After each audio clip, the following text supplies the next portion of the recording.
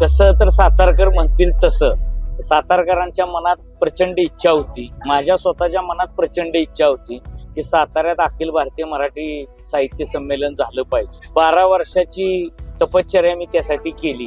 अभयसिंहराजे भोसले यांच्याकडून या संमेलनासाठी मला प्रेरणा मिळाली होती की 93 साली अभयसिंहराजे भोसलेंनी साताऱ्यात 66वं संमेलन घेतलेलं आणि त्यानंतर साहित्य चळवळ ही मंदावली होती किंवा काहीच घडत नव्हतं. तर नवं काहीतरी घडलं पाहिजे, साताऱ्याची साहित्य चळवळ प्रवाही झाली पाहिजे, साताऱ्यात अखिल भारतीय मराठी साहित्य संमेलन झालं पाहिजे. ही 2 स्वप्न घेऊन मी महाराष्ट्र साहित्य परिषदेच्या शाहूपुरी शाखेची स्थापना केली. राज्याचे सार्वजनिक बांधकाम मंत्री आणि माझे जिवलग मित्र शिवेंद्रराजे भोसले यांनी मला प्रचंड साथ दिली. शिवेंद्रराजेंचा पाठिंबा होता, त्यामुळेच मी संमेलन मागणीचं धाडस करू शकलो. जवळपास 10 लाख लोकांनी या संमेलनाला भेट दिलेली आहे. फारुख कुपर असतील, भारतीय विद्यापीठ संस्था असेल, मिन्सिस सारख्या, विक्रांत पाटीलांसारख्या संस्था असतील, अजिंक्यतारा सहकारी साखर कारखाना असेल, जिल्हा मध्यवर्ती सहकारी बँक असेल, अशा अनेक लोकांनी, अनेक देणगीदारांनी संमेलन उभं करण्यासाठी मदत केली. जनता सहकारी बँक असेल, गुजराती अर्बन सोसायटी असेल, या संस्थांच्या कर्मचाऱ्यांनी मला साथ दिली. सातारा जिल्हा पतसंस्था फेडरेशन असेल, या सगळ्या संस्थांनी, ज्या संस्था मी वाचवल्या, वाढवल्या आणि मोठ्या केल्या, त्या सगळ्या संस्थांचं पाठबळ माझ्या पाठीमागं उभं राहील. प्रशासनाची जबरदस्त साथ मला मिळाली. म्हणजे जिल्हाधिकारी संतोष पाटील असतील, जिल्हा पोलीस प्रमुख तुषार दोशी असतील, याशनी नागराजन जिल्हा परिषदेच्या मुख्य कार्यकारी अधिकारी असतील, नगरपालिकेच्या विभागाचे जिल्ह्याचे प्रमुख अभिजित बापट असतील, जिल्हा क्रीडा अधिकारी तारळकर साहेब असतील, अशा अनेक लोकांची मला साथ मिळाली. संमेलन उभं करताना जी काही स्वप्न बघितली होती ती साकार झाली. रवींद्र बेडक्याळ ज्यांनी मला ह्या शाहूपुरी शाखेच्या स्थापनेसाठी मदत केली, ज्यांनी मला पाठिंबा दिला, सातारा जिल्ह्यातल्या सगळ्या माध्यमांनी मला मदत केली. मग त्यामध्ये वृत्तपत्रातली माध्यमं असतील, दूरचित्रवाणीची माध्यमं असतील किंवा सोशल माध्यमं असतील, सगळ्या माध्यमाच्या प्रतिनिधींनी मला पाठिंबा दिला. वेगवेगळ्या समित्यांनी मला पाठिंबा दिला आणि महत्वाचं सातारा जिल्ह्यातल्या जनतेचं पाठबळ मला मिळालं. लोकप्रतिनिधी म्हणून अनेक लोकप्रतिनिधींनी मला साथ दिली. महापालिकेची निवडणूक होती तरी मुख्यमंत्री देवेंद्र फडणवीस हे कार्यक्रमासाठी आले, एकनाथ शिंदे उपमुख्यमंत्री आले, उदय सामंतजी आले, भरत गोगावले आले, सातारा जिल्ह्याचे पालकमंत्री शंभूराज देसाई यांनी मला साथ दिली. सातारचे खासदार श्रीमंत छत्रपती उदयनराजे भोसले यांची मला साथ लाभली, त्यांचे आशीर्वाद लाभले.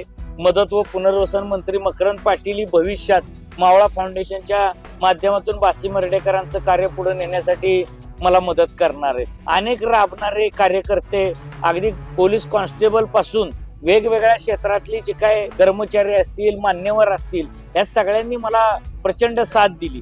वेगवेगळ्या एजन्सी आहे, सोशल मीडियाची आमची टीम, तिनं अतिशय प्रभावी काम केलं. म्हणजे प्रत्येक स्मरणिके समितीपासून कवी कट्ट्याच्या समितीपर्यंत, आता सगळ्यांची नावं मी घेत नाही, पण सगळ्या समितीच्या सदस्यांनी अहोरात्र इथं योगदान दिलं. ग्रंथ विक्री सुद्धा मोठ्या प्रमाणात झालेली आहे, कोट्यावधीचे त्याचे आकडे आहेत. नंतर आमच्या सुनीताराजे पवार ज्या कार्यवाही ते त्या जाहीर करतील. पण मला आवर्जून उल्लेख केला पाहिजे महामंडळाचे अध्यक्ष प्राध्यापक मिलिंद जोशी यांचा. शाहूपुरीची शाखा स्थापन करताना मिलिंद जोशी यांनी साथ दिली. शाखा मंजूर करण्यापासून आजपर्यंत संमेलन मिळवण्यापर्यंत मिलिंद जोशींची साथ महत्वाची ठरलेली आहे. मिलिंद जोशींसारखं नेतृत्व पुण्यामध्ये उभं करत असताना मी जो काही खारीचा वाटा उचलला, ते खारीचा वाटा त्यांनी सिंहाच्या वाट्याच्या रूपात मला परत दिलेला आहे. त्यांच्याविषयी मी कृतज्ञता व्यक्त करतो. हे यश काही एकट्या विनोद कुलकर्णीचं किंवा स्वागताध्यक्ष म्हणून शिवेंद्रराजेंचं नाही, तर हे संपूर्ण सातारा जिल्ह्याचं, महाराष्ट्राचं, मराठीवर प्रेम करणाऱ्या सगळ्या जनतेचं, आमच्या पाठीराख्यांचं प्रेम आहे. प्रत्येक घटकानं इथं योगदान दिल्यामुळं संमेलन यशस्वी झालेलं आहे. मी समारोपाच्या भाषणात म्हणालो की या सगळ्याचं श्रेय हे शिवेंद्रराजेंचं, माझ्या मावळा foundation, Sahitya Parishad, Janata bank, Gujarati urban society, Satara जिल्हा पतसंस्था फेडरेशन असेल आणि माझ्यावर प्रेम करणाऱ्या, विनोद कुलकर्णी म्हणून प्रेम करणाऱ्या सगळ्या मित्रांचं आहे. महत्वाचं म्हणजे स्वराज्य विस्तारक छत्रपती शाहू महाराज यांचा पराक्रम जो झाकला गेला होता तो पुढे आणण्यासाठी मला काम करायचं होतं आणि मी या साहित्य नगरीला ते नाव दिलं की छत्रपती स्वराज्य विस्तारक छत्रपती शाहू महाराज साहित्य नगरी. आणि शाहू महाराजांचं कार्य पुढे नेण्यामध्ये मी यशस्वी ठरलो. विश्वास पाटलांनी समारोपाच्या भाषणात घोषणा केली की मी शाहू महाराजांचं चरित्र नेईन. त्यामुळे स्वराज्य विस्तारक शाहू महाराजांचं एक चरित्र एक समोर येणार आहे. अनेक गोष्टी करायच्या आहेत. म्हणजे हा काही शेवट नाही, सुरुवात आहे.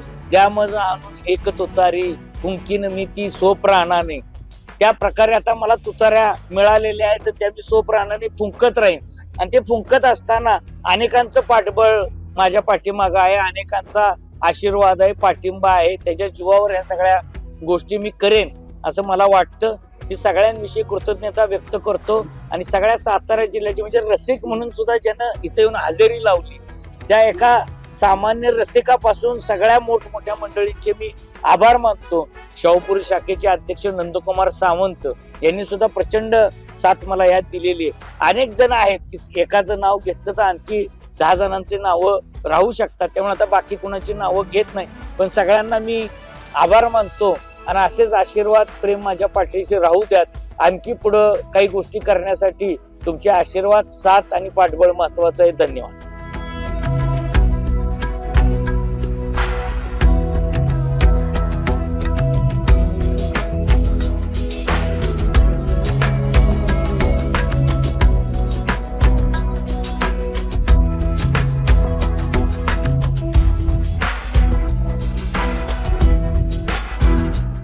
सातारकरांनो समाधानी आहात का? साताऱ्याचं नाव मोठं झालं का? नाद करायचा. धन्यवाद.